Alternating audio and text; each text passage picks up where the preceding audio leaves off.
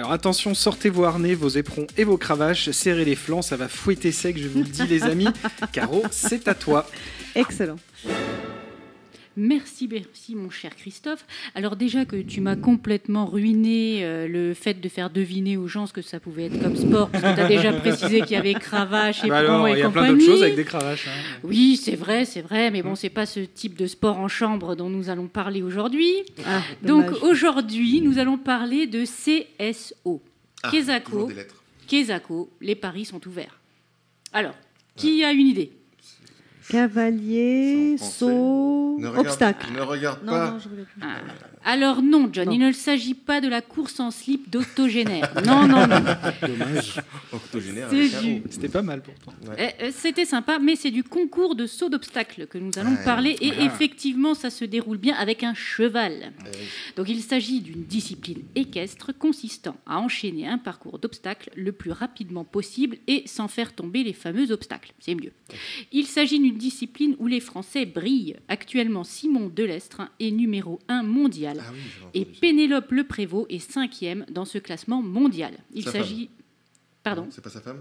C'est pas sa femme du tout. Non. Il s'agit de la meilleure cavalière de la planète actuellement. Cocorico, les amis. D'ailleurs, elle était chez Ruquier il y a encore 2 semaines. Donc vraiment super. Alors là, je vais vous mettre dans l'ambiance. Voilà. Je vais vous demander de fermer les yeux et d'imaginer le cavalier et son cheval galopant sur un beau terrain de concours comme on en voit à la télé. Je suis sûre que vous êtes en train de visualiser la beauté de la tenue du cavalier, l'élégance et la puissance de l'animal, l'harmonie qui se dégage du couple cheval-cavalier abordant avec détermination et courage les obstacles du parcours. C'est très dur de ne pas imaginer autre chose. Alors, bon, maintenant que j'ai posé le décor et que je vois venir votre remarque toute faite, alors non pas celle auquel vous pensez, mais l'équitation, c'est pas du sport, Caroline, c'est le cheval qui fait tout. Eh oui. Ah, Ah bah oui, ça, on c'est allait comme te le les dire. hommes. Même bien évidemment. Alors, je vais tout de suite vous mettre à l'aise en vous précisant qu'amener un cheval au haut niveau réclame tact, fermeté, opiniâtreté et combativité de son cavalier. Eh oui, chaque animal est différent. Certains sont susceptibles et se montent en finesse. D'autres réclament au cavalier de prouver chaque jour que c'est lui le patron, sinon ils prennent le dessus et refusent de lui obéir. Parfois, Elle nous a dit que sa chronique était pas drôle. Vous êtes bien sur Noobs franchement, Live. Hein. Voilà. parfois, le cheval se rebelle violemment. Le cavalier, Ça me rappelle hier soir. le cavalier doit donc s'adapter à chaque monture. C'est d'ailleurs ce qui... C'est d'ailleurs ce qui fait qu'un cheval pourra briller sous la selle d'un cavalier et ne faire aucune étincelle sous celle d'un autre. S'il vous plaît, messieurs, reprenez-vous. Il est bien sûr nécessaire d'avoir des chevaux ayant des qualités innées pour le saut d'obstacle, mais ensuite il faut les dresser. C'est une blague. C'est là que le cavalier fait toute la différence. Ah bah oui. Ah bah oui. Cavalier maintenant. La moindre pression de mollet doit indiquer au cheval d'avancer davantage. Une simple pression des doigts sur les rênes doit le faire ralentir ou le remettre en équilibre, c'est-à-dire passer un maximum de poids de l'animal sur ses jambes arrière, ses postérieures. Le cavalier doit donc également l'assouplir et le muscler. Le cheval a trop de poids sur ses jambes avant, donc, notamment à cause de son long cou, appelé encolure. Or, pour se propulser vers le haut et vers l'avant, comme il faut le faire pour sauter, il faut pouvoir l'armer sur ses jambes arrière tel un ressort. Les exercices du quotidien, comme les croisements de jambes que vous avez déjà dû voir à la télé, là, vous êtes revenus sur la terre ferme, les passages de petits obstacles très rapprochés, le fait de faire galoper son cheval quasiment sur place, etc., ont tous pour but de faire du cheval un véritable athlète capable d'enchaîner un parcours de 15 obstacles d'1,60 m sans toucher une seule barre et le plus rapidement possible. Le cavalier doit donc faire du cheval son complice, et oui, mesdames, messieurs, mais doit aussi lui faire accepter chaque jour le travail imposé. Et oui, ce n'est pas un plaisir pour l'animal que de faire de la muscu chaque jour, de passer au-dessus des obstacles alors qu'il y a plein de place autour pour passer à côté, de trotter et de galoper en se soumettant aux moindres demandes du cavalier. Il faut donc varier les exercices pour pas les blaser, et donc les sortir en balade de temps en temps, leur faire une petite journée au parc, etc. C'est comme les enfants, quoi.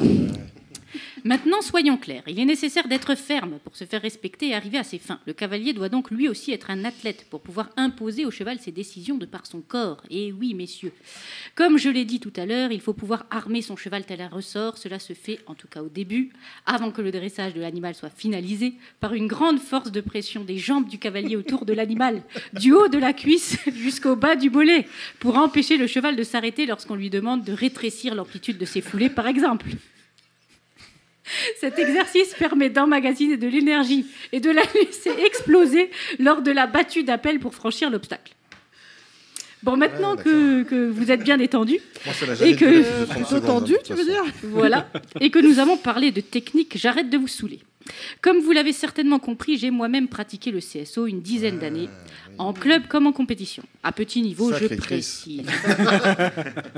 J'ai d'ailleurs vu débuter Simon Delestre, vous savez, le numéro 1 mondial, le fameux, sur les terrains de concours de ma Lorraine natale. Et oui, il n'y a pas que des losers en Lorraine. Toutes mes copines, il y a des chevaux. Et des rocothèques. Et des rocothèques. Toutes mes copines étaient de véritables groupies. Oh les meufs, il y a Simon, qu'il est beau, qu'il est doué. Ah, je suis trop à fond.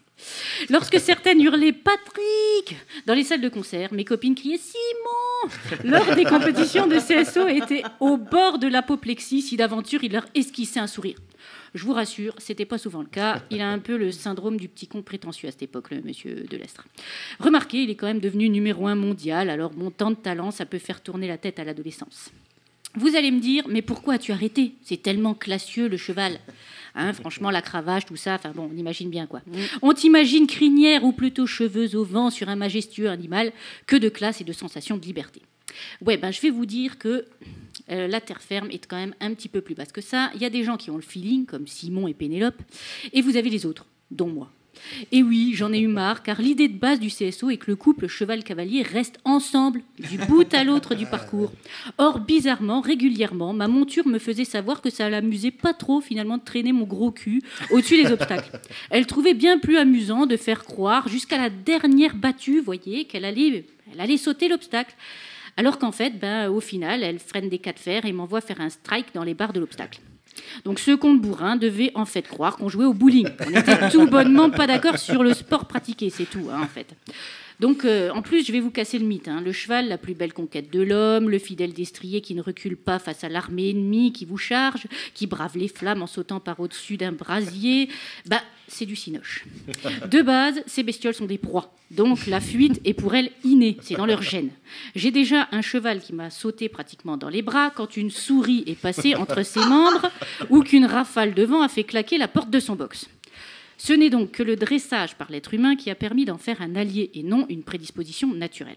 Heureusement que cet animal n'est pas doté d'un intellect surdéveloppé. Oui, je suis d'accord, un cheval, faut arrêter de raconter des conneries aux gens, c'est quand même un peu con-con.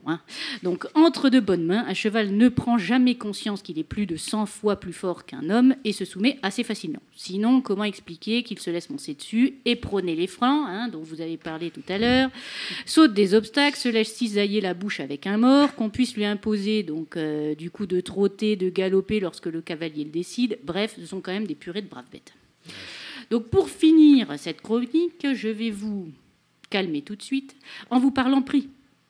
Eh oui, chers amis, si vos chères têtes blondes vous demandent de débuter le poney, allez tout de suite contracter un crédit auprès de votre banque, au cas où je peux vous recevoir.